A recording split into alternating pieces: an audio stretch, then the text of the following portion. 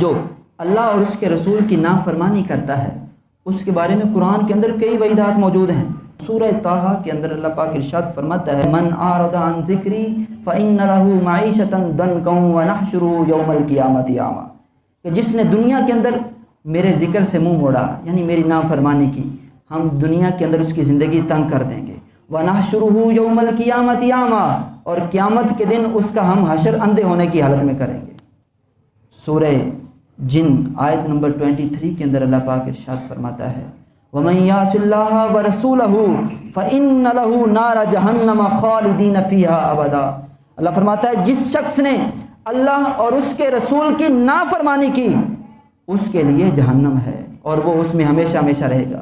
جو اللہ کی نافرمانی کرتا ہے اس کا رزق کم کر دیا جاتا ہے، اس کی عمر سے برکت ختم ہو جاتی ہے، دنیا میں بھی رسوائی ہے، آخرت میں بھی رسوائی ہے۔ نجات اللہ اور اس کے رسول کی اطاعت میں ہے۔ مختصر سا یہ آج کے جمعے کا آپ کو میسج ہے، ہم اپنی زندگی کا محاسبہ کریں، ہم ذرا دیکھیں کہ ہم کتنے اپنے کام اپنے اللہ اور اپنے نبی صلی اللہ علیہ وآلہ وسلم کی فرما برداری میں کرتے ہیں اور کتنے کام ان کی مخالفت میں کرتے ہیں، اور یہ کرتے رہیں، ایک دن نہیں کرتے رہیں، ہر روز کریں، ہر روز محاسبہ کریں۔ ایک نہ ایک دن پھر بندہ اس لیول میں پہنچ جاتا ہے کہ یار آج میں نے اپنی اس نافرمانی کو اپنی زندگی سے ختم کرنا ہے، آج اس کو کرنا ہے، اس کو کرنا ہے، اور پھر بندے کی زندگی جو ہے نا وہ کامل مومن والی زندگی بن جاتی ہے۔